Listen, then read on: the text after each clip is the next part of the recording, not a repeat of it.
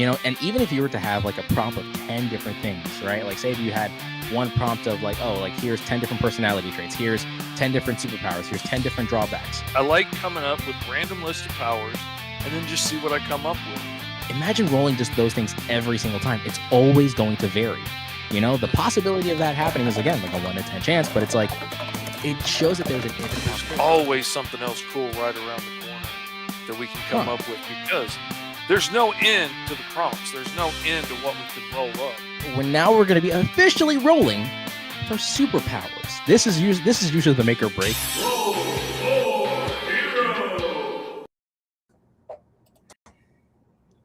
Heyo, and hello everyone, and welcome to Roll for Hero, a segment of the channel in which we let the dice dictate what on God's green earth we will be drawing for today. It is me, your ever weird and ever loving, cracked out Uncle E, and of course, with me today is of course my big bearded, bald-headed, beautiful co-star. You know him, you love him, claimed to be the world's sexiest man in 1969, Mr. Fish. Well, that just keeps going further and further back. What is up, everybody? Glad to be here. It's one of those three. I don't know, man. I'm just like, first of all, I'm already like hyperventilating, and I was like rushing. I snagged up my hat like across the apartment. I just got myself some refreshments, all within the span of the intro. Yeah, it's been a last minute hustle, but I'm glad you're here. I'm glad Dragon Gaming, Ben are here in the house. I'm sure Dadpool will be along any minute. Glad to see everybody this morning. Hope you're doing well this afternoon. Sorry. Old habits. Yeah, sorry about that, everyone. This was a bit of a delay in a lot of things. This is actually a pretty hyped up week for me right now, just because got my cousin's wedding coming up this literally this Friday, if I'm incorrect. Yeah, Friday. She's going to get married, and I'm very happy for her. So it's my cousin Juliana. Hi. How you doing? I called you out now. Hi, Juliana. I called you out now. You're welcome. Anyways, but outside of that, though, it's going to be an exciting stream. I need to get my wristbands on because I feel weirdly naked without them when I go on streams. I made this part of my entire personality. I made these my whole personality. I have like so many other colors. I have like a lot of these for no reason. I've been yapping too much. Mr. Fish, how have you been? I mean, first of all, I think congratulations are in proper order here, given how your Kickstarter for the trade paperback of The Green Zone, Life in the Blocks has been officially funded all the way through. Yeah, we hit funding. We hit the first stretch goal. We are well on our way to hitting the second milestone goal, which will be 100 backers, which will unleash another 3-inch sticker. This time it'll be Bellamy. All the physical backers are already getting the 3-inch Virgil sticker because of the milestone we hit at 50 backers. And then when we hit the stretch goal, everybody is getting the metal bookmark that has been unlocked.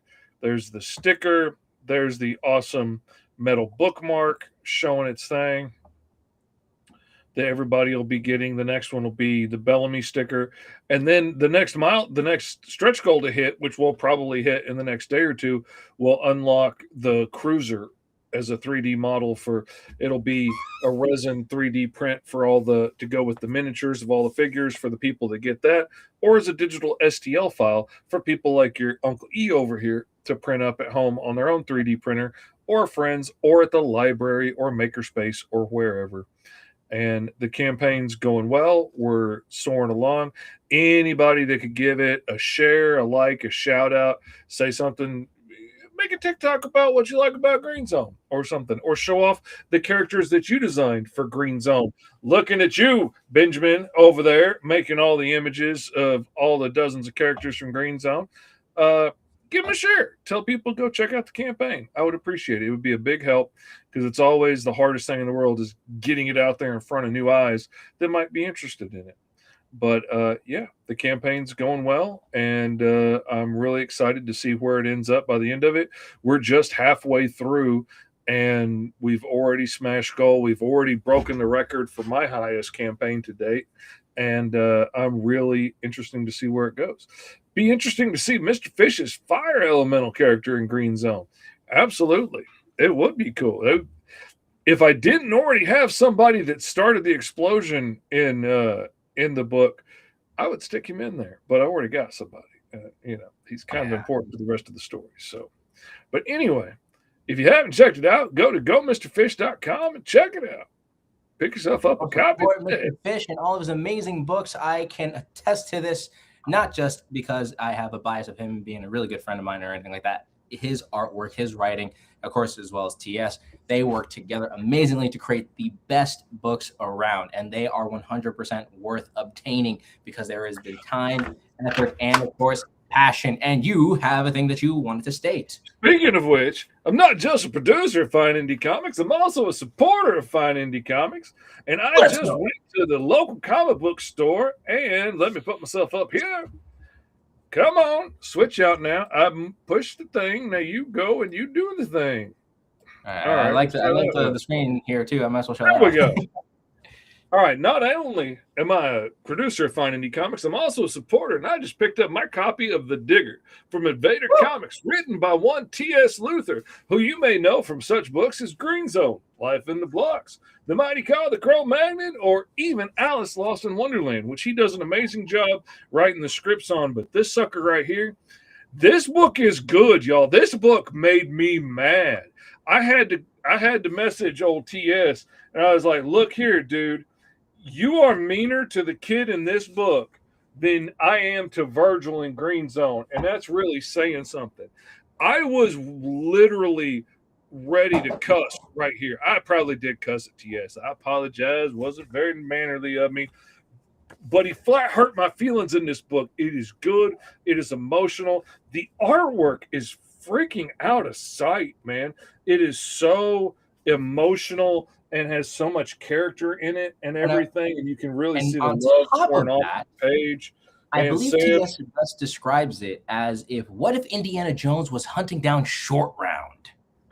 I'm telling you. If you guys know how that turns out, go grab yourself a Digger at your local comic book shop. Make sure to call your local comic shop to tell them, hey, I want this comic book, The Digger, written by T.S. Luther. Please go apprehend it. Trust me, I will when I have the opportunity. But at the moment, weddings and fundings and everything else in between, I'm currently yanking my chain. So another one to pick up would be The Liminals. It's live on Kickstarter right now. You can go check it out. It's a little bit of a weird name, Liminals, Liminals.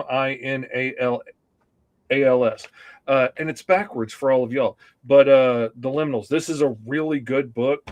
The kid at Shattered Vision Comics sent me a preview copy of it along with some other creators. And not only is he writing it and illustrating it himself, he got an inker to help him out with it, but he's doing everything on this except editing because he's a smart kid. This is a really good book. It's got a really awesome mix of like old vintage feel and like modern tropes and aesthetics. And it's a really neat idea.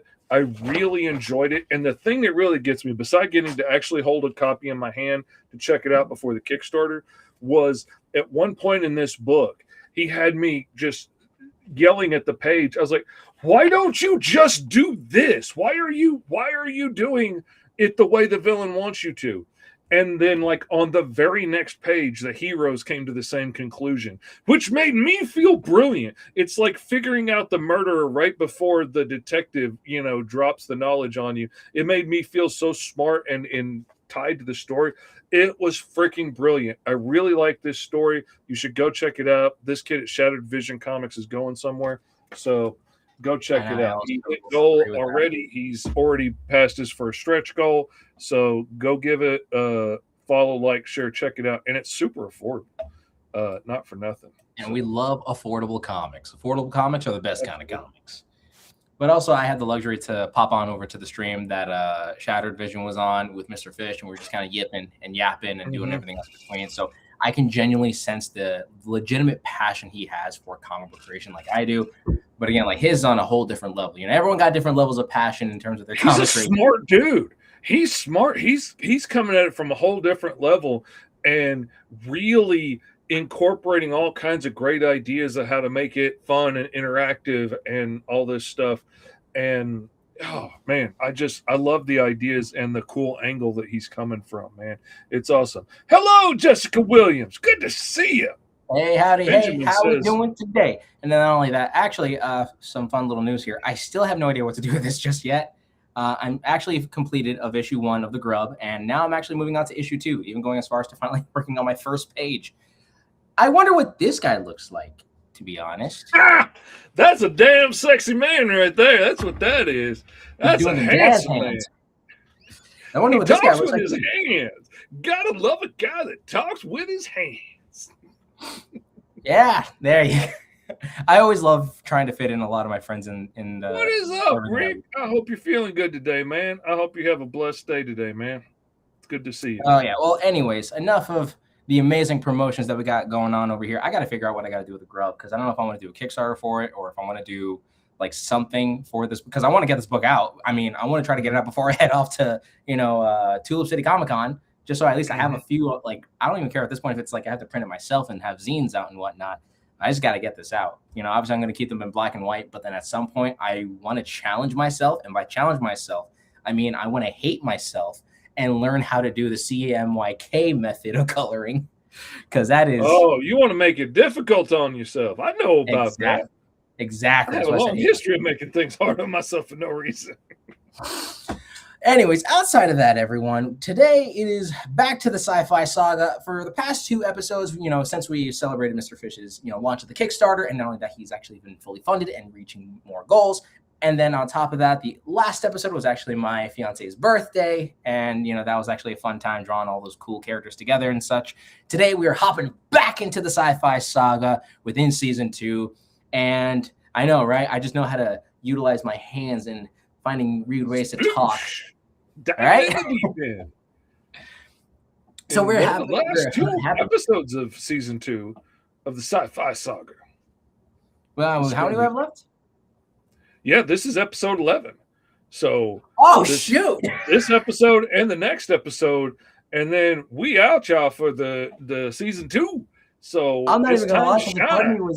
A part of me was like, oh man, I don't know how many more episodes left we have of the Sci-Fi Saga. Like, don't get me wrong, I'm having a blast, but I'm also kind of like, all right, I gotta break out of the sci-fi stuff now. Now I gotta do some other things, and that's why 12 episodes was the perfect amount of episodes to work with, just because of the fact that if we kept going further and further and further, we would not go anywhere else. So I am super glad for that, and that means for next week, I gotta get some lists ready for next week, because that's also a vital time for us to really roll up the next season or roll for hero. Yeah, we got to be ready for that for next week. We have to have some lists ready and what we decided to do for those of y'all, the Rick Moody's and such that are just now tuning in. What we decided to do for next season is we are going to come up with lists of different settings, and then we're going to roll and combine 2 settings. So it could end up being sci-fi Wild West, or it could end up being Victorian dinosaurs, or it could end up being, cyberpunk, samurai Sherlock Holmes. Who knows? There you go. Something along the lines of that. So we're going to try to find primarily settings. It's really hard to kind of dictate settings, because sometimes we end up, letting a character dictate that. But when we want to try to figure out like what setting we're going to be working on next, so we're going to have 2 different lists. We're going to roll 1 dice each, and then whichever one we roll, we're going to figure that out. I mean, a part of me wanted to also make a list of the pre-established worlds that we had, like the steampunk world, the primal empire world, and all those other ones too. But I feel like that should be a different season for later on, just to keep up with the spontaneity of it and to really have at it. Mr. Fish and I, we're going to come up with some lists. We're going to roll up what we're going to be diving into for next season to roll for here, and just seeing where that goes. Outside of that, today we will be drawing. Today we're going to be doing something a little bit different. Today, I'm going to be rolling. Mr. Fish is going to be rolling, but here's how this is going to work. All right. So for those of you at home, and for those of you who have friends that are joining along, drawing this out, first of all, if you're even doing that remotely, sick, love that. Let's keep this going. I want that show. I want Roll for Here to be that kind of show. But also, here's how this is going to go down. I'm going to roll stats, or so everything on this list that Mr. Fish has graciously gifted us here. On this list, I'm going to roll what Mr. Fish is going to be drawing. Sorry, because it's always weird with all the directions and stuff. I'm going to roll what Mr. Fish is going to be drawing. Hey, what's up? Steampunk Fairies. Mr. Fish is going to be rolling up what I'm going to draw. Mm-hmm. So this is going to be a challenge, because sometimes we'll end up rolling out some of the best ideas ever. And there are times we're so glad that it's either ours or whatever. But this time it's more like I'm going to either get super mad or upset if I end up rolling some of the coolest things ever and Mr. Fish gets to have it. and then I can assume it's only vice versa. You know what I mean? Yeah, that's the way it tends to go. Like somebody else always rolls the thing I really wanted to get to do. Like I remember when we did the Christmas episode, I think Dadpool rolled up like the career or whatever that I was really hoping I would get, and I ended up getting the reindeer soldiers, which was not what I expected, but it ended up being cool. So, the challenge is part of the fun. So, we're also going to be rolling up a hero and a villain. So, to figure that out, I thought it would be cool to roll against each other, and then whoever gets the highest roll gets to pick who gets what. So, All you right. ready to How go? are we doing this? 1d6? Yeah, do 1d6. Perfect. You go first. I got a 6. So see what you get. If you match it, we'll roll again. Literally a 5. All right, so I win. I want to do the villain because I really like your take on heroes. I think you do a really good job with heroes. So I'm taking the villain because I want to see what you do with a hero. So, all right, You know what? now. It is fair. Also, the last time I ended up taking the villain role and you got the hero role when we did that steampunk episode when you wanted to do like the invulnerable. Oh yeah, I did. I ended up doing the farm boy, and you did the. I did hunter. Ivan the invulnerable, the hunter. Yeah. Mm-hmm. Yeah. Okay. So I mean, hey, this time it's the more fun, justified method of like, all right, my turn. I want to do the hero now. No, me. That's an even better reason. If I thought that far ahead, we'd be sitting pretty. Exactly. Okay, now it's time to roll 1d6 dice for race. Are we going to be? I gotta do this. All right, and this time I'm gonna kind of do something I never usually do because I'm gonna try to not draw symmetrically this time. I always have a tendency to do that. Boom. I know, bonkers. But then again, I should also show y'all what I ended up doing last episode. So for context, this is actually a strawberry cow minotaur monk who actually has like a nose ring that's like a cursed object that's actually killing her. But she wants to give this to someone else, but she doesn't want to at the same time. This is what we ended up kind of rolling up a little bit last week. But this was actually my fiance's D&D character that she ended up playing in a one-shot where she fought the living embodiment of Hurricane Milton as a dragon. Florida, I tell you, it is something. It is something. If my friends ever watch this, they get the context and they know a lot more. Anywho's, and I'm yapping too much. What did you roll up, Mr. Fish? Or are you going to roll up? I haven't rolled yet for a race. I was waiting on you. Sorry about that. You get to draw an android. And you are drawing an android as well. Oh, look at that. Look at that. I mean, if we end up rolling all the same things again. I swear. I don't know why I would be. All right. Now, well, let's see. We don't really have an element per se as an android. Are we going to be a humanoid android, or do we want to roll an alien looks? This is outer space sci-fi. This is true. All right, let's do it. I'm gonna make my regrets here. All right. Combine 3 random. Is it bad that I don't want to do that anymore? Yeah, but you're not the one that has to do it. Remember, I'm the one that has to do 3 random animals. Right. Well, I mean, hey, listen. In a way, I don't want to curse you having to find 3 animals to combine again. Hey, that's okay. I'll do it because you got invertebrate. So you get to do an invertebrate android.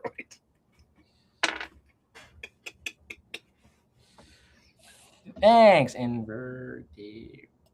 So let's see. Random animals. I guess you're going to roll my random animals? Yeah, hold on a second. Invertebrate. Because I can spell. All right, what am I doing here? 3d6. Let me actually get 3 separate colors of D6 so I'm not confused. They got a superhuman. Okay, there we go. You have, all right, I got to reroll that one again because that's still the same number. All right, hold on. Get that, and then. It's very, very that number. Okay, well, let's try not to get that number, please. Thank you. Okay, so you have a 1, which is armadillo. Got a 3, which is It's 3 is armadillo. It's rolling 3d6 for right. one Oh, number. so I have to. Wait, how many animals should I roll up? Just 1? 3 animals, but you got to roll 3d6 to get the number for the animal. Oh, okay. Hold on a second. So that means that it was 2. All right, hold on. Now I got to redo all that because my brain wasn't functioning like it always does. All right, this one's 11. 11 is a shark. Surprise. Surprise, surprise, surprise. Shark is going off the list next season. Oh, I'm telling you, no, we're done. Listen, if there are things that I want off the list, I want elemental powers off the list. I want sharks off the list. All right, and what else was there? Okay, now 3d6 again. It's going to be a number 5, a big cat. Big cat. Okay. The tiger shark, if you will. And then one more to make it even less fun. Let's add something else into the mix because I could make tiger shark cool. I really don't want to. Hey, that's what we roll, man. And this is roll for hero. This ain't get what you want for hero. That's true. All right, that's 5. Hold on a second because I can count. 10. 10 is lizard. Okay, you can still work with that. Yeah, I can figure something out. Okay, moving on. Now we go to power sets for our shark, cat, lizard, android. Roll 1d6 to see how many powers the other gets. You have 2 minor powers. You, as a matter of fact, get 2 minor powers. So there we go. That's easy enough. All right. So because I totally know what an invertebrate is.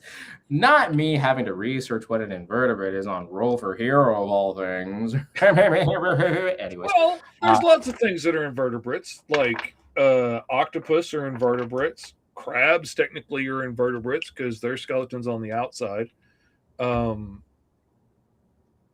Spiders, worms, anything that doesn't have a skeleton is an invertebrate.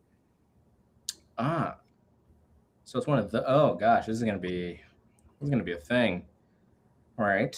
I'm thinking like a techno organic style type of, android that could always be a fun thing. All right. Let's see. I got to roll 2 of your powers here. Yeah. So 3d6, add them together, and that's going to be. Ooh, it's going to be. You got 15. Which 15 is heat or cold from me, and you get shock. So that would be like generating a little electric field or something, or like an electric eel or something. And that's going to be Miles Morales 10, is shock. What'd you get? You got a 10. So I rolled a 10 for you, which is jumping. All right, jumping. I'm a jumping shark. I've gotten jumping like almost every time. And you got 5, which is where animal. That an android that could alter into something. Now that's an interesting idea. Perhaps it goes from humanoid looking into its the invertebrate state. That could be interesting. Or it could be like one of those, the most hated Beast Wars Transformers is when they were like back on Cybertron. I only saw this from like a rerun or something like that. I think a buddy of mine gave me a DVD of like this like old Beast Wars. Here's the major powers if you rolled it, by the way. But speaking of your Beast Wars, when they go back to Cybertron, it's kind of like, why are you turning into animals now? Yeah, I know. So they turn from one animal to a different animal. And it's like the whole point of it was so that you could do the animal to robot thing. Never made any sense to me. Like I understood like robot to animal because I saw the gimmick, but then animal to animal is like, no, it doesn't make any sense. But then again, I'm not a man from the 90s or the 2000s that made that show. All right. Anyone who rolled up major powers, go right ahead. Go roll them up. Go check it out. See what you rolled up. Give it another second or two for anybody that got that. For their superhumans like Benjamin got. Imagine Honestly, rolling up a superhuman and then you get like 1 minor power. Like, oh my lord. Well, hooray then for again, me! or I hooray have for the me, power depending to on that. stick paper Okay. clips to my eyelids. Okay, All you know right, what? now let's go to quirks and see what we get there. Okay, you know what? I'm actually kind of digging the idea. So now that I said like Beast Wars Transformers, I think I can work with that. I think I can work with this. I Mhm. can work with this. I will work with this because I have Benjamin says, what about having the android with 2 different invertebrate forms? Because he says he wants to make things hard on Uncle E. He to. said Of it's not course. easy enough. All right. For your quirk, you get a number 4. You use an ancient weapon. That could be cool. You could have a battle axe or a jet-powered hammer or something. All right, and for you, Laser sword. Like, it doesn't have to be ancient. Just using an ancient style weapon as opposed to like a gun. your power is on a time limit. Oh, time limit. Okay. And I can definitely see that operating with the hot or the cold thing, like depending on like how hot, say that you end up using the heat aspect of your superpowers or whatever it is. I can imagine you need to like to have a cooldown period, or if you're too cold, you need to kind of warm up in order for you to properly Or like activate your again. body can only take so much of it. So like, are you going to burn out your power core using it? Are you going to risk losing your limbs to use your power for that long? Like, that could be really interesting. Or if it were your whole android form is like only got so much energy, so when you use your powers, you're using up that limit. That could be really interesting. Okay, I believe that is all. So that is it for the rolling up the prompts this time. I've got an android from a race of aliens that look a lot like a shark mixed with a big cat and a lizard that has the powers of controlling heat and cold, jumping, but his powers on a time limit. Actually, what was mine again? Shark Lizard Cat Jump NATO. Yeah, I totally forgot to ask. What was my quirk again? Your quirk was, oh man. Oh, use an ancient weapon. That's what it was. All right. Okay, no, okay. I got it all. All right. Which that's so, and for me, I got an android invertebrate with 2 minor powers that were basically shock and a were animal. And on top of that, I wield an ancient weapon. Not gonna lie, now that I kind of talked about Beast Wars Transformers, I'm thinking of like an ocean-themed Beast Wars style Transformer. You know, like maybe like an aquatic, maybe like an aquatic shark, or well, and I never got the specification. Never mind. Hold on. It was an invertebrate. So like I could do like a starfish type thing and then have myself like, you know, transform, give it like that cool armor, that regal kind of a thing. Okay, I got it. I think I got it, guys. Oh man, there's a lot of cool invertebrates in the ocean you could go with. All right. Because I could have done spiders, but I'm arachnophobic, so I'm not going to dive too much into that. Now, because I don't want to look up images of there, says Esteban. But then again, I also rolled a spider on the Green Zone episode, which, by the way, if you ever use that character, have at it, by the way. I ain't going to charge nothing for that one. But if you end up using that character, that is going to be one of the most gnarly characters to ever use in the Green Zone. Let's see. All right. There's also crustaceans, like crabs and stuff. Ooh. Mm-hmm. Which crabs could make for a really cool one. You know, hermit crabs and stuff could make for a cool one because you could have the shell aspect to work with. It's a separate piece, and then the actual crab form, and then transform into, you know, an android form. Let's see. Okay, because and thankfully I did have some relative experience drawing out, you know, a crab-based character before I decided to switch her out with Rocket Fist. Okay, so it's an android. That's the part to keep in mind. It's an android. Because I would have gone full-blown organic, but I like the idea of techno-organic, so at least it's like a robot that's trying to feel. Oh, man, there's so many ideas I can go from here.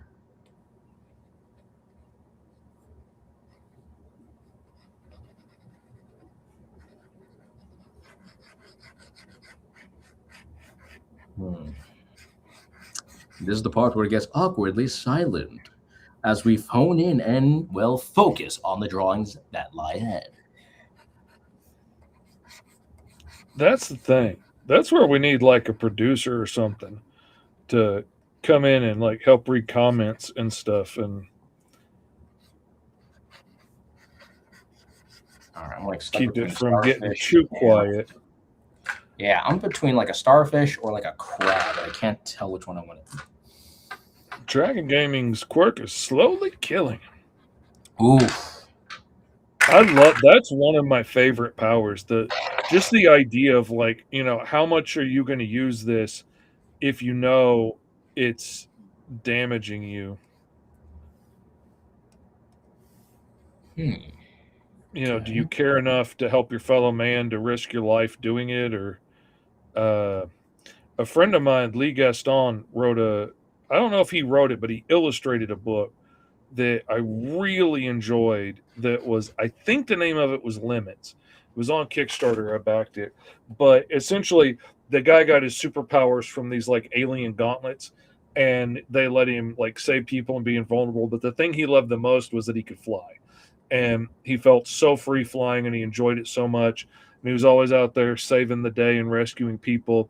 But he knew from the get-go that he was on a time limit and there was only so much power in them, and eventually they were going to run out. But he couldn't stop himself from sometimes just flying for the fun of it, or going out to save the day when it wasn't 100% absolutely necessary. Somebody else could have saved the day, but I get the chance to fly, man. And he just couldn't let that go. And then in the end, it's like, he knows he doesn't have enough power to like take the bomb away and save the day and survive. Like he knows he's going to fall. He's going to run out of power to fly before he can make it back. But, are you just going to let everybody die, or are you going to, be the hero you've been pretending to be all this time, even though really it was, a lot of fun. It wasn't all that sacrificial until now. And, it was beautiful story and beautiful art by an artist I dearly respect and would love to. Oh man, I would love to hire him for Call or Green Zone or something. He's a great artist.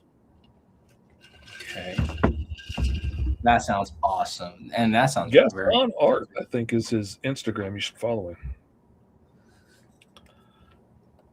So the way that I'm going about it, I'm choosing a crustacean. I'm using a crab-like character here. Mm-hmm. And I kind of like what I got going on for his I'm seeing the vision here. So my thought process for this is like using his shoulder pads, like giving him that crustaceous cybernetic look, but then also using like his shoulder pads, it would actually drop down to his forearm to complete like the actual claw of a crab or something like that. So that's like my little goal over here.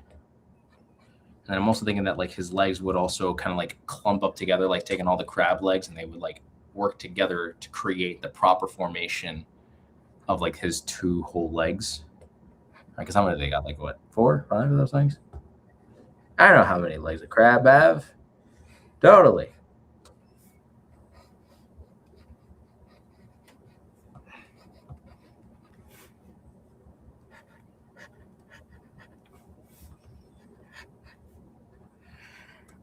I might be the first one to say it, or probably not, but crabs are just the spiders of the ocean.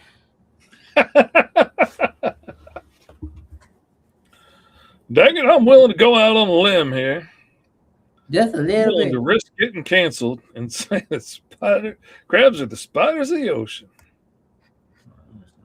That's all right. I have long stood by the statement that lobsters are just the cockroaches of the sea. Same difference.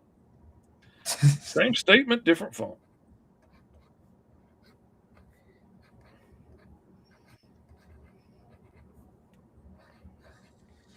Maybe this is actually, you know what, the more I'm thinking about it, this could actually be part of an entire like transforming, race of techno-organic creatures. Totally not at all. Like Autobots or Decepticons. What am I, crazy? Oh, no, a completely unique, original idea. Says the guy. Spawned by coming from me, the guy who's from basically making Right. a knockoff Spider-Man, an entire knockoff Kamen Rider, made a knockoff Fantastic Four. No, High and dry. couldn't be Okay. him. Never. I am a true Hispanic if that's the case. I mean, you can tell I'm a true Hispanic. I didn't make Spider-Man. I made the Grub. Of course, I made a. Anywho's. There we go. Okay.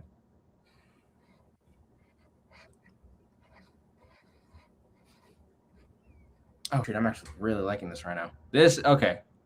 Okay. As much as I didn't like the idea that we had to do animals or whatever, I like the fact that I was able to merge the crab and the android part together. Yeah, I'm really digging where I'm going with this. Just and to think this is what we rolled up for each other. Imagine if we actually had to stick with the rolls that we did for, like imagine we had to swap it back.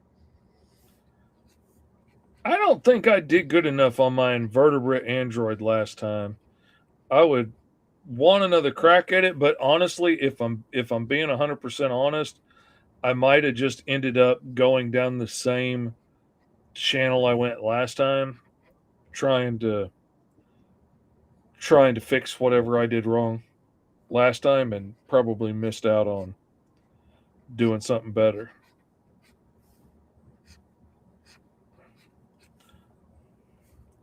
I can do that sometimes.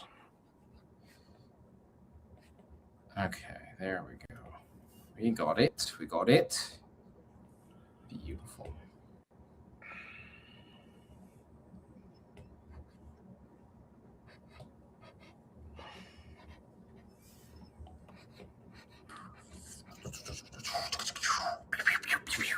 Went to the comic book store today and picked up my pull list that I started for the Digger.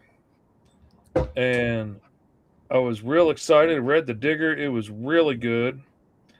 Read the Thundercats I picked up, and they had moved my buddy Drew Moss off of the book. And I didn't realize that because they moved him over to the new what's up, Travis? Good to see you. Hey, yo. So Jazz unfortunately, Love fiance is 214 says, hi, fiance. oh, that's my fiance. Hi, fiance. I was gonna be like, sorry, fiance's not here, and then I look at hi, fiance. I didn't see you. And then there. I look at the actual, title. I'm like, oh shoot, that is her. It should have said at hi, fiance, says hi, fiance, and then I would have understood. But Hi, honey. I love you. You got your screen name wrong. There's your problem. Hey, Mr. Fresh Shadow, not me, honey. I will not be taking the blame. Anyways. There we go. Esteban says he's scared. I don't blame him. But anyway, I picked up my pull list and I got Thundercats, which was mid without Drew on the art. It wasn't what I was expecting. And the Blue Falcon, Mercy.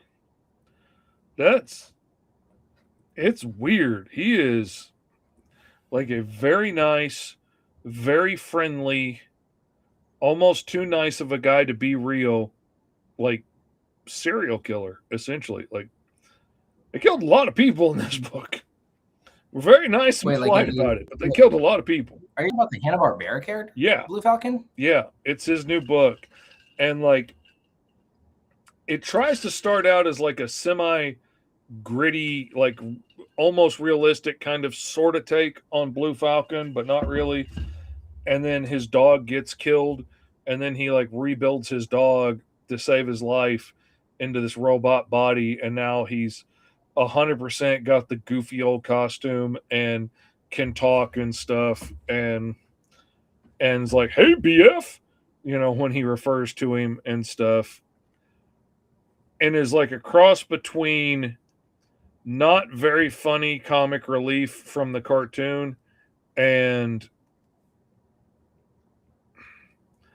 like they're trying to do like it feels like they're trying to do a more serious, dark take on what it would be to have a dog with this kind of mentality that's still like very loyal and wants to be a good boy and make his master proud, but has a sentience enough to describe that.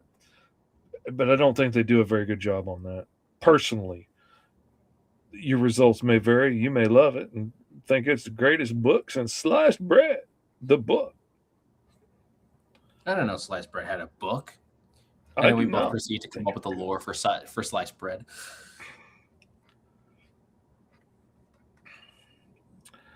Okay. I just stepped in something. I need to go back and fix it so I can step in it properly. Really get your foot in there. Yeah. Really feel it squish between your toes.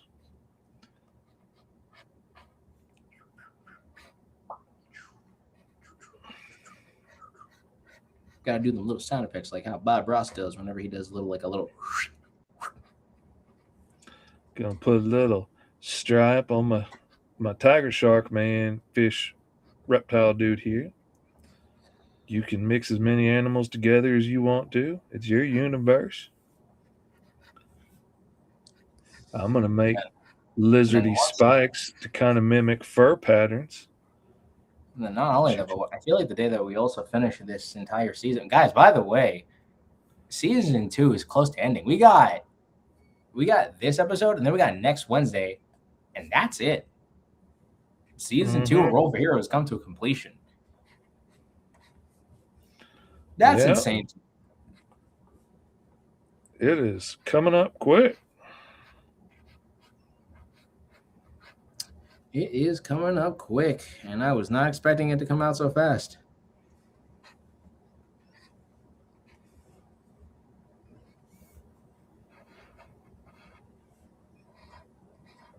Okay, I've been spending like forever on this one arm and the shoulder because I wanted to do that transforming bit, or at least like the thought process of it being like a transforming bit. Now, a lot of people, they would have rolled up a big cat, shark, lizard hybrid, and they would have thought that's an unholy abomination against God. I just say it's a happy accident. Especially to those who are always trying to make some weird sci-fi stuff. Like 2 weird uncles on the internet. I'm just going to put a little row of spikes here. Put them wherever you think they should be. It's your abomination. You can do what you want. Oh, that is very strange. I had so much fun at one point. I was the old church I used to be a part of that I helped plant in our hometown here before I got hit by a tornado.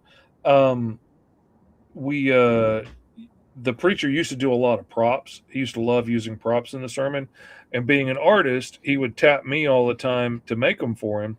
And once he found out the kind of stuff I could do, those props got bigger and stranger, and were a lot of fun. And at one point, he had me make 2 mountains to go on stage, and one of them was big and pretty and full of grass and life, and the other one he said he wanted to look like death and decay, and I went kind of nuts on that death and decay one. I made it scary looking, and the whole time I was sitting there painting it, I had just been painting all these happy trees and stuff on the other one, and then I come over here painting this one, and I got such a kick out of it with my kids.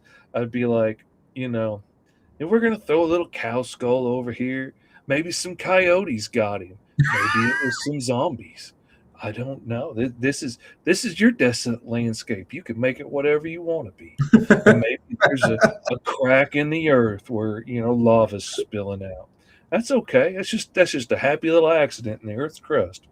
And I just had so much fun being this super dark Bob Ross that it's been kind of a running gag with us ever since.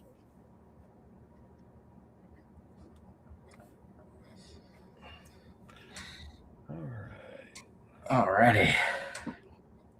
We're getting somewhere here. trying to like commit to this right now because at the same time, part of me wants to ditch it and be like, I should probably go with that starfish one. It might be more easier. I'm gonna stick to it. Why go for easy when you can make things hard on yourself? That's what Uncle Fish says. Yeah, I well, just got finished with a book that I should have been finished with a month ago.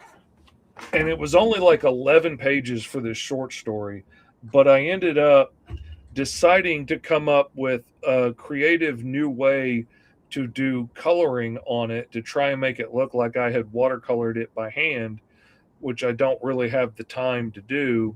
I thought I could have probably watercolored it by hand faster than what I did. And in trying to develop this new process of how to do it as I went along, I ended up coming up with new ideas every page or two, and then I would have to go back and change all the old pages that all took me like half a day to do to start with. I'd have to go back and change them all so that everything kind of matched now because I came up with this new idea. I just realized I forgot to do one step to all those pages, and I need to go back and fix that. But anyway, it's a job that never ends because I made it complicated on myself. It's going to be beautiful, though. Why you always want to go this simple route. Don't do what your Uncle Lee is doing and suffering trying to create a crab android Beast Wars Transformer thing over here. I'm not hating it. Like any other day, this would actually be the best design thing I've done so far.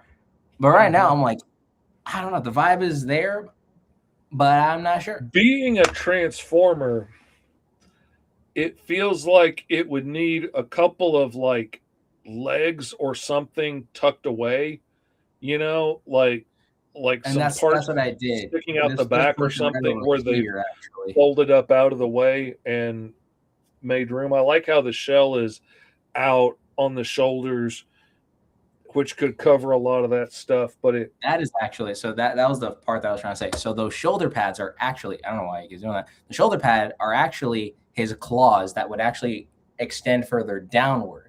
So that's okay. like that's the wear animal part. So like whenever he would like need to transform, he'll like make his arms basically just those crab arms, and the shoulder blades would just go down, creating the giant crab pinchers and stuff. That's cool. And then his legs are actually a combination of like two, or like basically a combination of four of the crab legs. So he has two of them kind of sticking in the back, and then he has four of the other crab legs kind of combined to create his two separate legs. So that's at least the thought process there.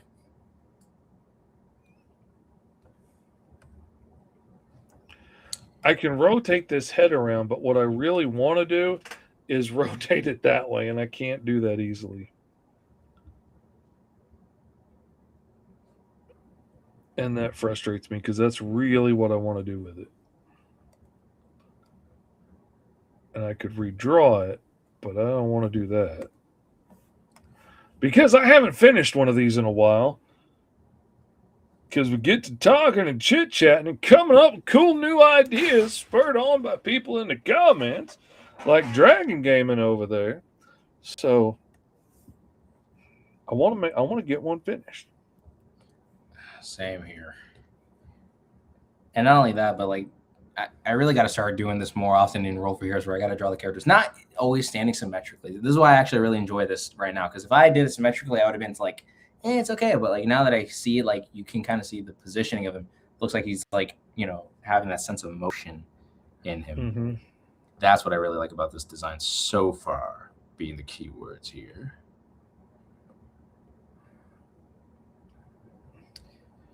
Not everything's going to be perfect, and that's okay. And that's another thing, too. You got to beat the perfectionist out of you. That is one of the hardest lessons I've been learning right now, especially when it comes down to creating comics. You just got to – there are going to be days where you want to let the professionalism just die for like a millisecond. Yeah, it's tough because, like, especially doing comics, you've got to walk a line between, like, it needs to look good – and I always say, like, you need to do your best work no matter what, the client is doing or whatever. Like, it needs to be the best stuff you can do in that time limit. But also, like, there's a limit of trying to be a perfectionist, and then you end up not getting anything done because you're being too hard on yourself. And that happens a lot. Like, the guy that created the Rocketeer spent so much longer on those books. Like, there's a whole documentary about it. He's got lost in the inking because he was such a perfectionist on it that he would redo pages over and over and over again, that anybody else would be like, man, that page looks amazing. And he's like, no, that line on that chin could have been better. And just redoing it over and over again. And it took so much longer, had the publishers so frustrated with him. And ultimately, that's why they didn't get more of the Rocketeer while he was alive, because he just could not do it. He was so slow because he was such a perfectionist. And that is not where you want to get to. But it's easy to end That's up there if you're too hard on yourself. And that was definitely me, especially with the Unbeatables, because I treated the Unbeatables with such high appraisal, because that was like my magnum opus kind of book that I really wanted to work on for a while, and that's why I struggled with it. So that's the reason why it sounds so stupid, but I had to get away from that and then had to do something else entirely different to really just break the perfectionist, not professionalism, perfectionist. You always got to you got to be professional in what you do, yes. But there are going to be moments where you need to beat the perfectionist out of you so that way you can get stuff done. I can imagine there are plenty of pages that Mr. Fish has drawn, not even in his books, but for other people's books, where it's like not the best, but you know that he put his best effort into it and you still understand what's going on, Oh, yeah. There's lots of pages in lots of books where, I wish I could go back and have another shot at that face or that chin or that hand or, whatever. But eventually at some point, you've got to call it, and you've also got deadlines to hit and whatnot. And that's the line about being professional in this, is you got to walk that line between like doing a good job, but also like doing the job right and getting it done on time. And part of that is sometimes you got to get it done. And done and hitting a deadline often beats having it be some imaginary perfect that you were probably never going to hit anyway. And so I've had to come to accept that I'm always going to try and do my best. And as long as I'm doing the best in the time I have and I'm still hitting the deadlines, I'm going to go easy on myself and not beat myself up if it doesn't look exactly like I wish it did. Same here. I mean, that's something I really got to start applying. And that's also the reason why I've really been enjoying creating the Grub and like that character in particular, because the design was super simple, but then also like the storytelling, I didn't take it so serious. I brought the fun back in making comics again. And for me, that was my biggest goal when it came down to creating, any of the books that I wanted to do this year, is that I wanted to just make it fun. You treat it like a fun project, you're going to enjoy the results a lot more knowing that you had a fun time putting it together. Sometimes creating comics does feel like a chore, and I don't like it to feel that way, But, in the case of Mr. Fish, it pays the bill. So for him, yeah, sure, it's a chore, but I mean, hey, at least he's getting it done. It's a job, but I mean, I got to do something. And this is something that I love. So I don't mind putting in long hours. And, when I could, like, if I just went back to doing logos for people, it would take me a little while to build up a clientele, but I can charge way more per hour doing logo designs than people are going to pay for comic book pages.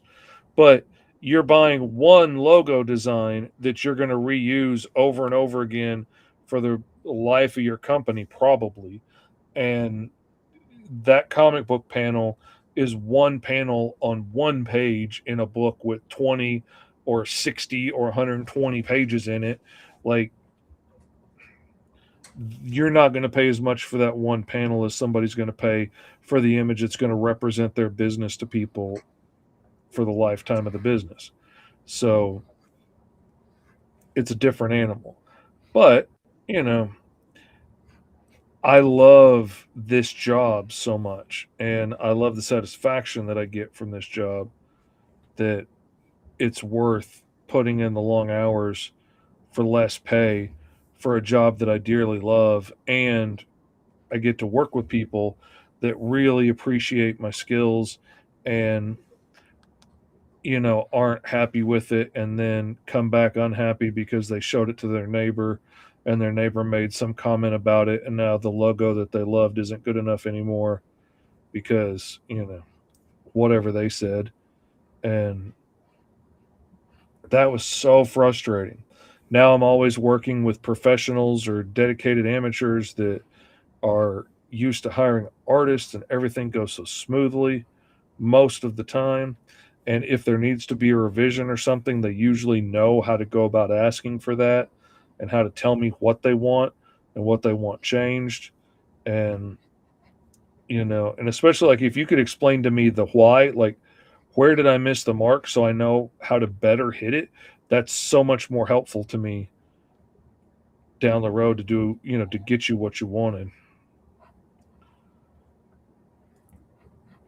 I enjoy it instead of just, I don't know, just, you know, make it more awesome.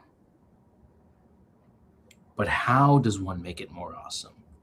It's like, bro, I made it awesome the first time, as far as I'm concerned. You know, my interpretation of awesome, I hit. If yours isn't the same, that's fine. I want to hit it, but you got to be the one to tell me where it missed the mark. I can't tell you that because I wouldn't have sent it to you if I didn't think it hit the mark the first time.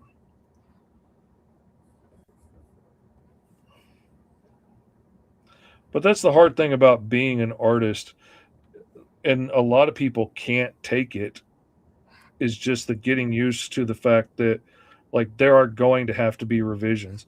You are going to work really hard on something and be really proud of it, and you're going to send it to the client knowing that this is, you just nailed it, man. You understood the assignment and you knocked it out of the park, and they're going to send back, no, this is absolutely wrong. This isn't what I wanted at all. Were you even listening? Like, that's going to happen sometimes.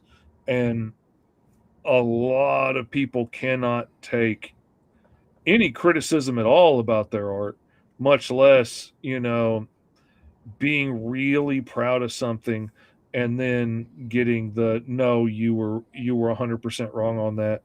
You need to go back and change everything to an idea that you personally thinks look bad. And that's hard to take. But ultimately, it's their job, and like, I can, if I really disagree with somebody and I think this is not going to look good, or, you know, or if we're doing a comic and like, I don't think this is going to look good, or I don't think it's going to help the story, I will explain my take on it. But ultimately, like, it's their book. So if I plead my case and they still want to go their direction, okay, you're the boss. It's your book. I will do exactly the way you want it, and I'm not going to be snarky about it. I'm not going to be like, okay, you can screw it up if you want to. Like, I will make it the best version of that I possibly can. But that's part of it. Like, you got to get used to that kind of stuff. And getting used to people sending in for revisions was hard for me at first, because I had the same mentality a lot of artists do. They're like, this is a piece of my soul. I put, you know, my heart and everything into this. It is not. It is a job. It is a job that you're doing to make money, to get paid. Like, it's a thing we do. We get to do something fun, but I'm not, if you're paying me to illustrate your book, I'm not doing this for my own personal edification to live out my dream or tell my personal story on the page. I'm here to tell your story. And you being happy with it is the most important thing. Giving you what you wanted is job number one. If that's not exactly the way I wish I could get to draw it, that's fine. You're the one that has to be happy with it. It's not about me. I can do books like Green Zone for that. Available now at GoMrFish.com. Live on Kickstarter for 14 more days. There we are. There we go. Now time to color. Kind of digging that. I don't know what the screen is looking like. I have 3 streams today. My voice is going to be gone by the end of it. Oh my lord! I also did saw 2 long streams the other day. No, I did 3 the other day, and I lost my voice.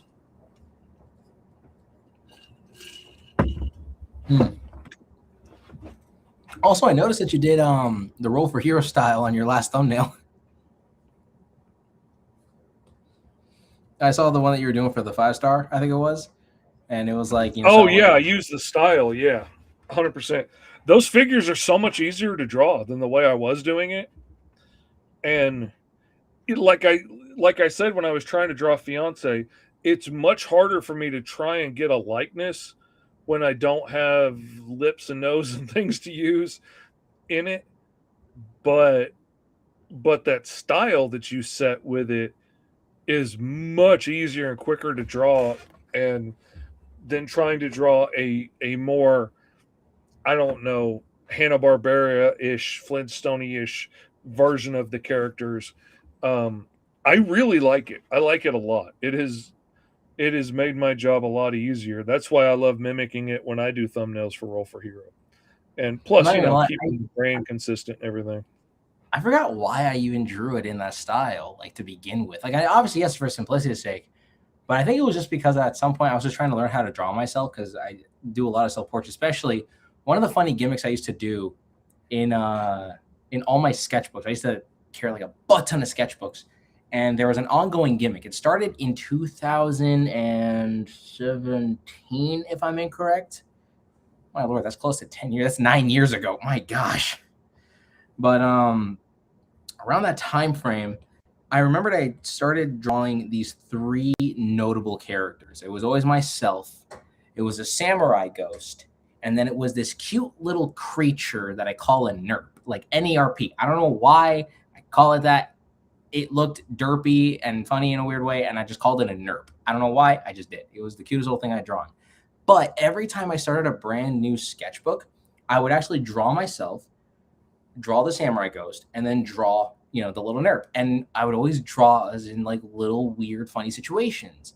Like there'd be times where we're standing heroically like heroes. And then one time I drew us all like if we were, having a root beer float at a bar.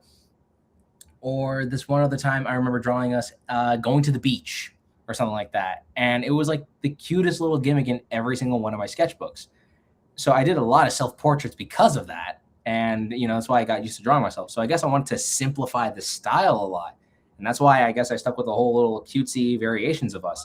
And also I wanted to simplify how he looked, because like I understand, like, again, when Fish drew the thumbnail when we first kind of did our first streams together, he tried drawing me as accurate as I could, in real life. But I'm like, okay, that's fun. Let me see if I could just try to, I guess make it cutesy. So then I decided to just give Fish like the big round circular head, because, you got that beautiful bald head over there. And then for me, I had the hat, and I wanted to emphasize like a cartoon characters, so it's usually like standing above their heads, not really, like on the head sometimes. And it was a ton of fun. It was a lot of fun getting to sketch out those cutesy little designs. And it's just very fun. It's very simplistic, not too wanting to gouge your eyes out and trying to figure out, how do I pose this character in this way? Kind of a mentality. Which, Benjamin, where are the chats not showing up from that you say? Like, I'm looking at, I can see Dragon Gaming's last comment on Esteban's channel. It's showing up. Let me see if I can find mine. See if it's Katie and Jessica's are showing up there on that one. Let me know where they weren't showing up. Everything, who knows, man? Sometimes things just don't connect right, but everything says it's coming through, but that doesn't mean it is. I'm sorry if we've been missing your comments because we love the comments. We love the comment section. We love all of our strange nieces and nephews and those in between. Trying to see what kind of amazing suggestions y'all have. Because I can imagine y'all are just trying to chuck out some of the crazier things out there. Not the YouTube chats, but whenever I try to make a new one, it wasn't showing up. I'm sorry, man. Ruh-roh.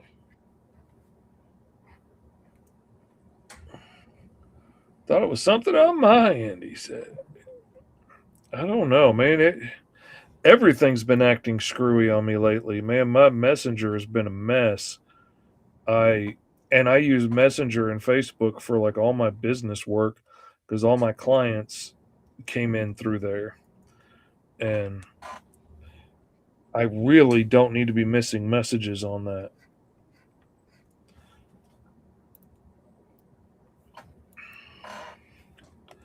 And then all of a sudden I'll get a message from somebody and it'd be like, are you ever going to answer this? And I didn't see that they've been trying to get a hold of me for a week. All right. I think that's probably it for him. Oh, he probably needs a pattern up here too. There we are. Brighter. And now we gave him a cool visor. There we go. Now I kind of did the extra crab legs in the back, kind of like being a cool cape-ish flowing thing. There we go. That's a good idea. Okay, I'm liking that. All right, now I need to do scales down his belly because he is a segmented android dude.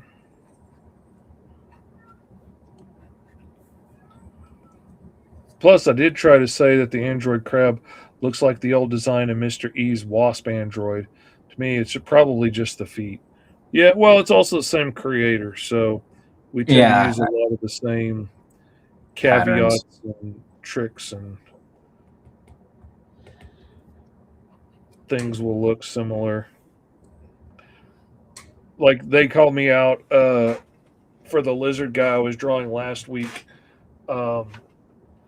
looking a lot like Virgil in his hands. Absolutely he did, because I've drawn Virgil's hands 100 times, a million times. Yeah, actually, I kind of noticed the same pattern whenever I started drawing giant robots and like evil robots and stuff like that, or just robots in general, some of them. Because I started showing up on stream, he says. What? Let me check the comments again, because well, when I look at your page on your channel, where apparently everybody watches, and I don't watch on the Mr. Fish Comics channel, I'm not going to take that personal, Dragon Gaming. I see all the comments I see on the page are showing up over here. If there's something that's missing, then it's not showing up to me either, which makes me wonder if that's not a YouTube glitch, perhaps. Because I went onto my YouTube page and tried to comment a response because I thought some of y'all that were commenting before the show were on my page. I don't know why I thought that, but I went there. I didn't see anybody's comments, and so I made a comment saying that we were waiting on Uncle Lee to get in, and it never showed up over here. And when I refreshed YouTube, it was gone from mine. So I think that was a glitch on YouTube. And then I went over to your page and left the comment, and then it showed up over here finally. So I don't know. That's the ultimate answer, is I don't know. All right. I'm the art guy, not the IT guy. No, honestly, no. The IT guy is my father-in-law. Gotta love the IT. Father-in-law, we need you. Exactly. Call his names 3 times in a bathroom mirror with the lights off, and he shall appear. Nah, see, in his case, I need to be playing some. What's that one metal band? Damn, they have like a bunch of skeletons as part of their whole like cover art and stuff like that. I don't know why I'm not remembering it. Metal band with skeletons. Never heard of that. I know, right? No, I That just gotta get doesn't seem to some match the pot vibe. and let me see. Now it's like some pot. Play a Dolphins game where they actually win, and then I think you'll appear. Because the Miami Dolphins suck. Because My as a first Floridian, thought like, when doing a big cat is like oranges, and I put tigery stripes on him because I was thinking tiger and shark, tiger shark. So I was going with the stripes. But then I'm thinking shark colors, and then I'm like lizard colors, and then I'm his android. So if I was doing an android human, I probably wouldn't make him beige. I'd probably make him a different color. Okay, cool idea. Use the circuit board texture as like the stripes and stuff like that for the Android aspects of it, and that still plays onto the pattern vibes of like the that cat, that cat thing. Like I'm thinking like cheetah mixed with tiger, so then you have like those little cheetah spots, but then also the stripes, like the circuit boards and stuff. That could be a good idea. That could be a good idea. I'm going to leave the stripes I drew for now, but I can take them off. But I still need to come up with a color scheme. I got a few. I want to do a lighter belly. I want to do a darker back, like a shark. I'm not going to lie. Your character brings the, like, when I look at it, it brings, or it's giving, like, anime protagonist in the best way possible. Like the posing of it, the head turning around, it's all like, I am the anime protagonist. Definitely has that. I don't want to have to destroy you, but I will if I have to. Exactly. I'm loving that. I will not let my people down. I will give it 1,000%. And then as the camera slow pans and nothing happens on screen. I think I'm all done on my end here. I don't know what else to really add on to this. All right, look here, Mr. Quickity Quick. Little Mr. This is the first for me, okay? Listen, it's been a minute since I've actually drawn a character not symmetrically, and then just kind of going from that. And then look at that. Beautiful. Little Mr. making me look bad on 3 shows in a row. Not going to take that personal, he said as he gritted his teeth in anger. This is interesting. I very much enjoy this. I'm very proud of the fact that I stuck with the crab vibe, because if I did the starfish, I would have copped out and just made it look like a Megazord from freaking Power Rangers. Go, Power Rangers.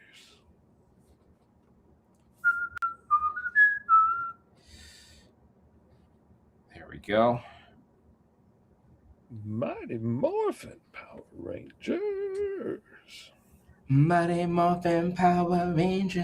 Dun, dun, dun, dun.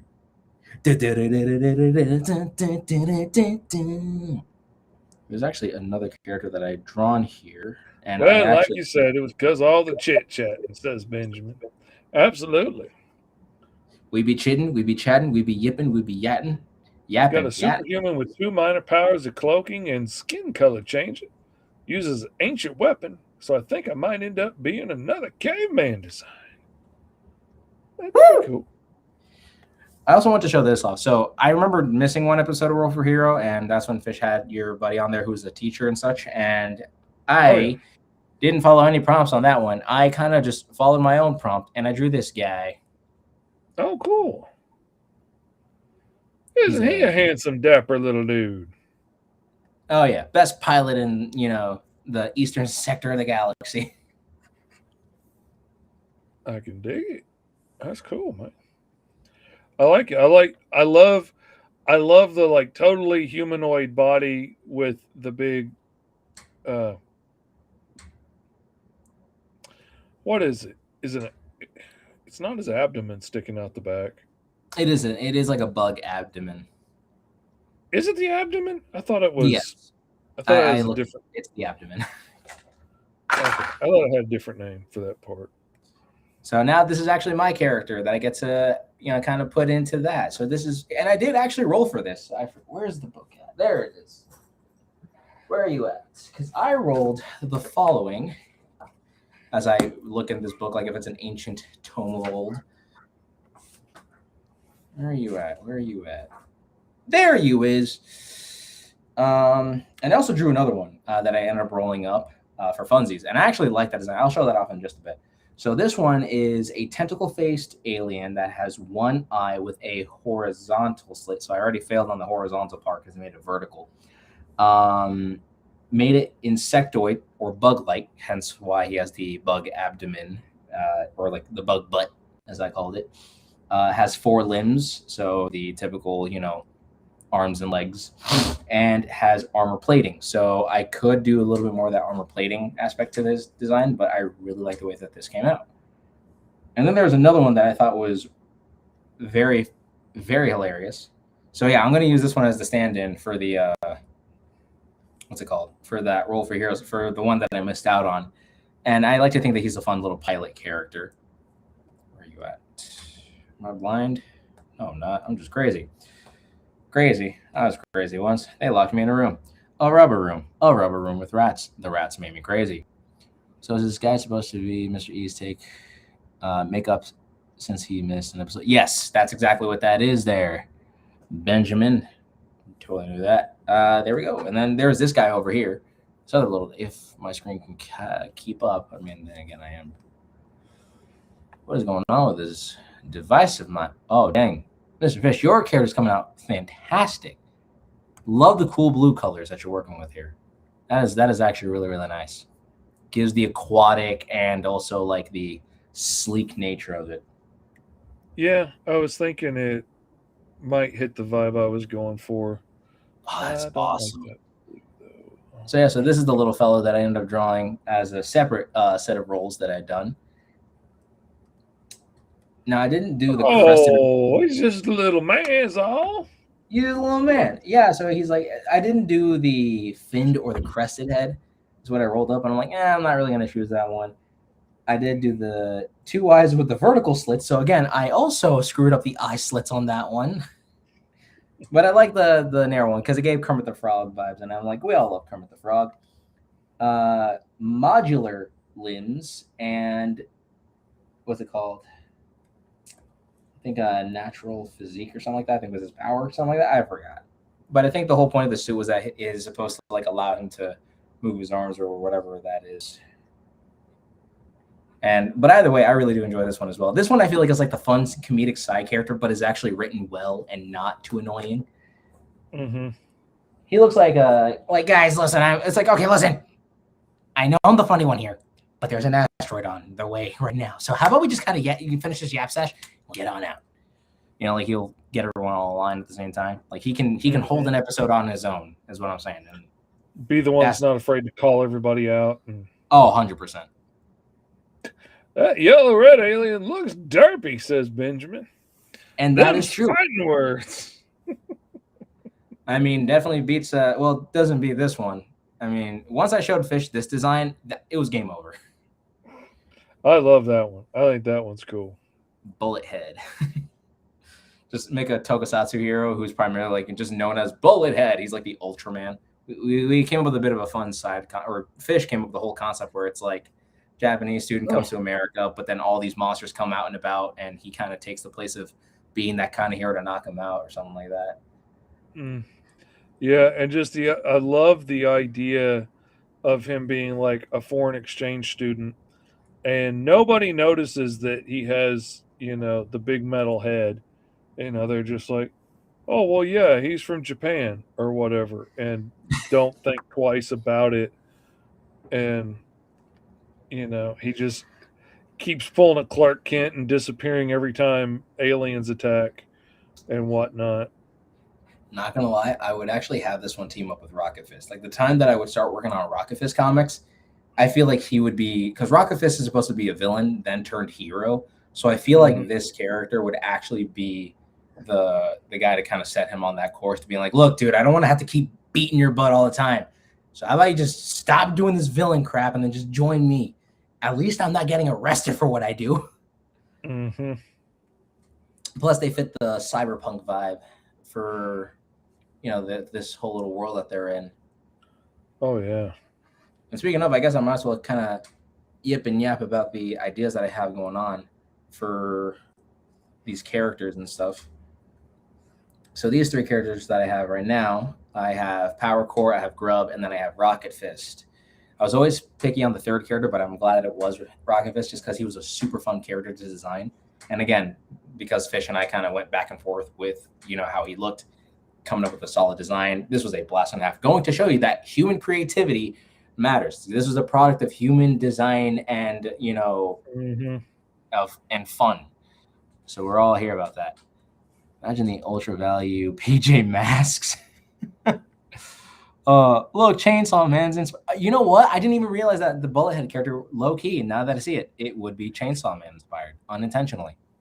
It turns out there was this one other artist that I saw make his character something similar, and I'm like, I kind of like that, and I just made it my own.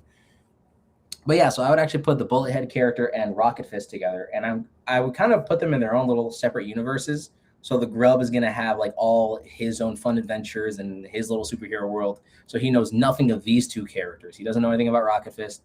He doesn't know anything about Power Core. Like, they live in their own worlds. So this one idea that I had is that I would work on a few of their books. You get to know more about the character, the adventures that they go on. And then all of a sudden, some crazy, multiversal thing happens and three different worlds collide. So it creates a whole new world, Disney pun intended.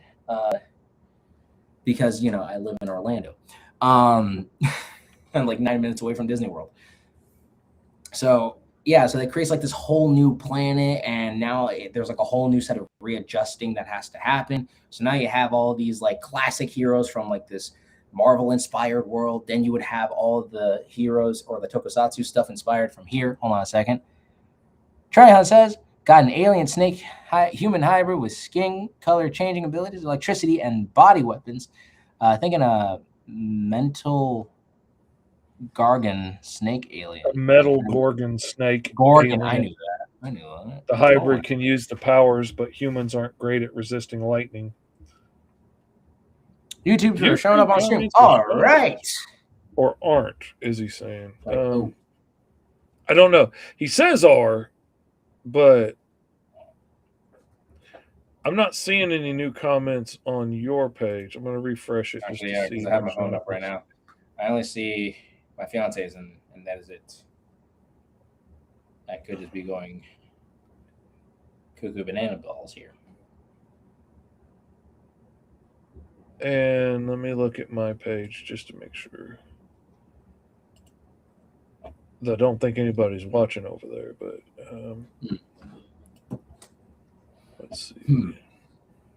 But yeah, so that's more or less the plans for these three over here. So like, fiance commented on mine. Thank you, fiance.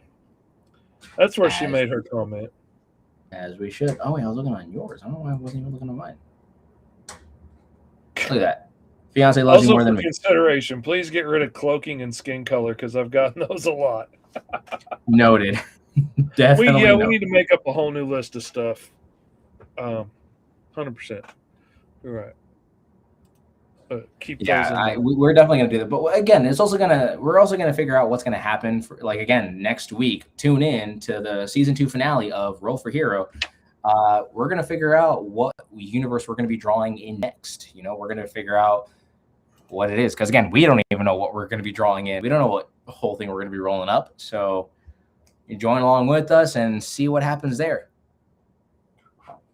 Because all I know is it's gonna be a blast and a half, and obviously we're gonna have a whole new set of powers or a new set of abilities or something else of that kind of caliber. Again, highly dependent on what we roll up in this next season. Mm-hmm. Oh yeah, but this was a lot of fun to do.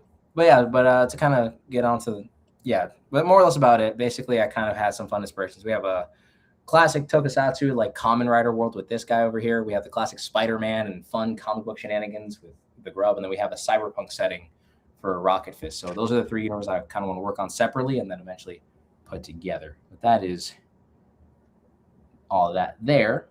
But wasn't the Fuse 2 settings to make a world for a Roll for Hero the idea I suggested? Could be. It's been a minute. I can't remember who came up with it originally, but YouTube comments aren't showing up, says Trey Hunt. See, that's wild. Because they're not showing up for me either when I go to YouTube. They're not, none of them are showing up. None of these new comments from any of these guys were showing up when I go to your YouTube page and look at the video. Yeah, no, I'm looking at mine. I ain't seen anything new. I'm thinking it's got to be a problem on YouTube's end, which, I mean, things happen sometimes. Sometimes. Because if I can't go to YouTube and see it, then Restream not seeing it is not a surprise. Been trying to suggest mantis shrimp or pistol shrimp for the past hour on YouTube. Oh, I'm sorry, man. Especially mantis shrimp. Oh, that would have been brutal. Because those guys. Dude, the pistol shrimp with those claws, dude, and the color scheme on those guys is amazing. Oh yeah, that would have been 100%. That would have been brutal. But yeah, I like this guy. I don't know what to do with him. I don't know what his story is. To me right now, he is just a shape. He's an android. You know, he's like the base form, the base model, but I don't know what his purpose is going to be other than, you know, we built a robot that looks like our alien species. Imagine if some being was forcibly fused the worlds of Rocket Fist, the Grub, and PowerPoint. That's kind of the point. That's kind of what's going to happen. My goal is that I want to do those universes separately. And then, you know, giving you time to enjoy the character, who they are, getting to know their world. And then all of a sudden to have those worlds merge into one crazy abomination. You got a whole crazy cyberpunk setting. You got the classic Marvel style, kind of a New York City type situation. And then you have whatever the heck Kamen Rider is. And then you just got to have all these three worlds merge together. And that's more or less what, you know, that's going to be. Again, usually I tried just chugging everyone into the action, but I'm like, I want to make it fun for myself again. And I want to work on the characters. You know, I think Trey's right. I think that's who this dude is. I think he is the anime antagonist. And I think the first season or two of the show is going to be figuring out his purpose and what he's going to do with his life. You know, is he there to be programmed for somebody else, you know, and to follow instructions, or is he going to strike out his own path and find his own course of what he wants to do with his life? I think that is his story. That is, you know, he has just gained sentience and has to decide who he's going to be and what instructions he's going to follow. Maybe he's the beginning of a new race of biomechanical aliens that happens to resemble a shark, lizard, big cat. I like where Ben's coming from. We love it. We're here for it. And honestly, no, and I agree with wholeheartedly. And I mean, I stated it first. Listen, not to say that I said it first, but I mean, Trey had to emphasize it here. But yeah, it was 100%.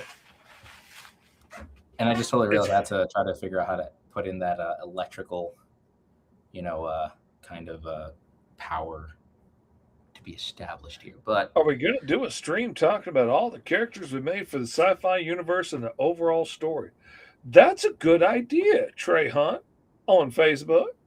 That's a good idea. You know what we should do? We should do like a season 2 recap after episode 12.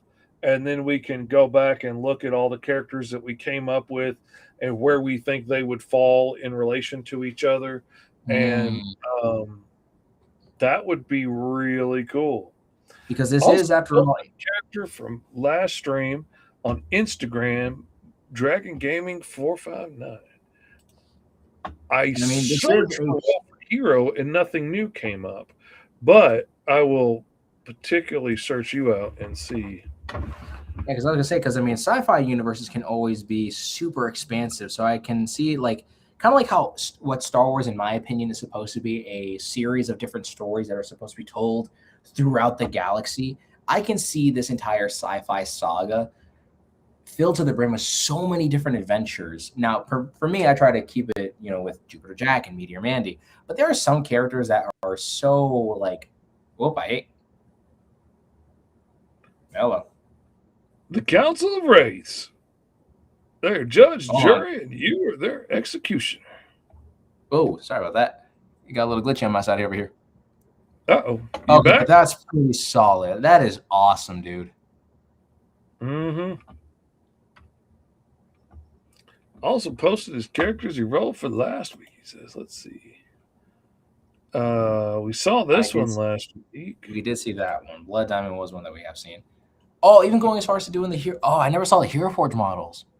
Mm-hmm. Oh, that is so cool. Oh, the Hero Forge model for this one came out really good too. Oh, and that's all using like parts he found in there. We were talking about it. Oh, that is so cool. Man, I kind of want to bring back that idea of like going back on Hero Forge, designing a character, and then just kind of hopping off of that again. And that's how Rocket Fist even happened. For all I know, I can make another character that could be just as lovable, but probably not. Yeah, I mean, it's a great place to play around with parts and get a vibe for things. I would definitely recommend changing things from the model if you're going to put it into a comic book. Like, don't use the exact same shapes from the gun or the armor, because somebody has a copyright on those and might recognize the distinctive shapes that they put into something. But using it as an inspiration to get to where you're wanting to go is a really fun, interesting way of doing it.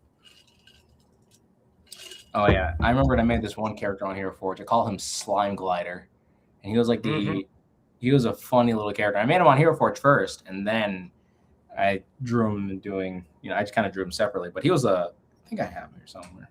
Let me just kind of use this little electrical blue thing to kind of emphasize that electronic pulse.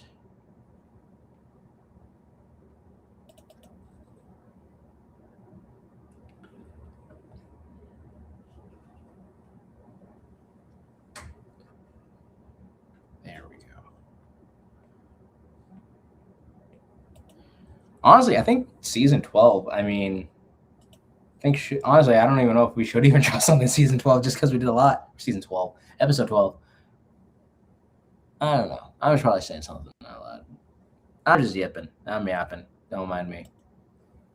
Because I do like the idea of just getting to talk about like where everything kind of fits in the grand scheme of like the whole sci-fi saga that we got going on over here. Blood Diamond is the Green Zone character. Herculean is the cosmic hybrid human bug, and Cold Star from a couple of weeks ago. Dang. You are having at it, man. Like, I'm telling you, y'all are getting awesome with this stuff. I'm loving the amazing creativity coming from this guys, like wholeheartedly. I know I say it a lot, but there's so many great ideas coming out. This is true, Trey. Hero Forge is great for seeing the visual concepts, especially if you have the idea of the character in your head and you just need to figure out how you're going to get it done.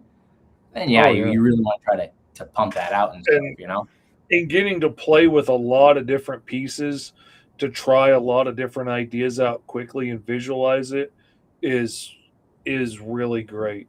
And like, I don't know, some of y'all may not be old enough to remember this, but there was a real popular 2D app that you could get that would let you build superhero characters, and it had all kinds of different crazy armor and costumes and weapons and capes and things, and you could make your character bigger or smaller, more muscular, skinnier, make him a man or a woman, and then throw all these pieces on and end up creating really cool looking little 2D images of characters. The one thing I have noticed from that, though, is there are a lot of indie characters out there that all have very similar design elements that come directly from that app, especially people of like a certain generation. Like a lot of guys my age that found that app, 5-10 years ago and were creating a bunch of characters on it. A lot of those indie characters now have the same like armor that has the same skull as the chest of it or things like that. And I see those same design elements over and over and over again. I'm like, I recognize that because that comes from that stupid 2-dimensional app that didn't have to worry if you put giant spikes on the shoulders and now you can't raise your arms because you're going to stick the spikes through your head. It didn't matter because you weren't in that. You were just standing there in a still position. But yeah, I see those used over and over again, and it makes a lot of characters look the same because they take that 2-dimensional image and then hand that to an artist and say, this is my reference image, make it look like that. Not, this is the inspiration image, make something really cool that is similar to this. So, like, if you hand it to me and say that's your reference image, I'm going to make it look like that. And that can come into an issue with some copyright problems because a lot of those design elements are owned. Just something to keep in mind, especially if you're not an artist that is drawing up your own stuff out of your head, like Esteban's transforming invertebrate crabman over here, which is he looks like an awesome like villain for Power Rangers or something, you know. Oh, 100%. Like, I'm not gonna lie. I'm kind of and then grow up to, you know, 100 stories tall and stomping on Oh, you buildings. kidding? No, this is the antagonist for your character. Oh yeah. Like I forgot we were doing that aspect altogether. I completely forgot about the hero villain aspect. I'm glad my character came out looking more heroic because that zoomed right past my head when I started trying to figure out how to combine a tiger with a lizard shark. No, what you chose the villain this time, so that's supposed to be the villain. Yours is the villain. You chose to do villain. Oh, that's right, I did. Okay, I forgot. I said I forgot. I forgot that I picked the other side. And you know what? Yeah. Hey, I think this is the perfect idea of like, don't judge a book by its cover, because maybe when you see these two battling, you're thinking, the crab dude's the evil one. Like, look how angular and sharp he looks. He's dangerous. Oh man. Just imagine, like, he shows up on an alien planet, and then all of a sudden, like, say he grows to like 100 stories tall, and everybody's like, "Oh my God!" Not realizing he's doing that to save you. Like he's growing to this gigantic size to save your world from some oncoming disaster, and everybody's running and screaming and crying because he looks like a crab monster, and this guy, you know, looks more sleek and sexy, and they're like, "Ooh, what's his story? I'm just waiting to kill you is all." You know, like, I'm just looking for a way to destroy your plans. Oh, it makes it worse because he has it. Because again, the way that you drew him, again, unintentional or not, he has those like kind anime protagonist like eyes. Even if they're like reptilian, you're like, "Oh, I trust this character." But that could be the intrigue of it. You know, he's supposed to be and like the cat's eyes, they could be big and round and enjoyable, and then whoosh, down to and then, little like, they turn very vertical and sharp, and they're like ready to attack you. But then this one over here has the appeal. Like, yes, he's sharp, he's rigid, he's a crab monster, you know, android. But when you think about it, he has like that heroic like visor who happens to, you know, once you kind of take the villain label off, seeing him more from a heroic perspective, you're like, oh, he's just a really sharp and angular hero. And then you have the other one. All right, now Louisiana. I can't tell. Why are other states calling me? I don't know. Anyways, Blender Sense, I did my own interpretation of the last week's role and made my version be based off of stuffed animal, of course. That is in a storage unit, but I'll write a story when I post them. All right. Can't wait to see how that turns out. But yeah, I like the idea that maybe you can't judge the book by its cover. Like, I can imagine if we did, people are going to be like, "Oh, I want to see what this blue lizard dude's all about." But then it turns out, psych, the lizard dude is actually the villain, and the crab one's actually the hero. Mm-hmm. That'd be cool. But on that note, we need to get going because I need to get ready for the next show for the 5-star feed starting at 5 o'clock Central Time on the Mr. Fish Comics YouTube channel or the 5-star feed YouTube channel, Facebook, wherever. And then after that, I'm going to be on Chat and Draw with Mike Watson on all of his channels. So I'm going to be going at this all night long. Mike's going to be drawing an image for Green Zone. I'm hoping to get a cool image that we can turn into a sticker or a pinup or something. Would be really neat. So He always draws really awesome stuff. So I'm looking forward to that. I'm hoping my voice holds out long enough. So y'all be praying for me. Send a little honey water and lemon at me or something, keep my voice going. Oh, for sure. And not only that, I gotta start putting. I bought the new table for my place because I gotta put some stuff on there. I mean, we got German roaches up in here, and we gotta try to get that all taken care of. And tomorrow, the guys are coming in. It's gonna be all apartments. Yep. Outside of that, everyone, thank you so much for joining. This was actually a blast and a half getting to draw these amazing, cool characters. Hopefully, can't wait to see what y'all draw. But anyways, we're gonna end our show here. So for those that have watched, thank you for staying awesome, staying weird, and of course, always trying to keep life to the easiest. Always remember that art inspires all, but you can inspire more. But until then, everyone, go check out Mr. Fish on all his platforms, and we'll see you when we see you. Keep it easy, guys.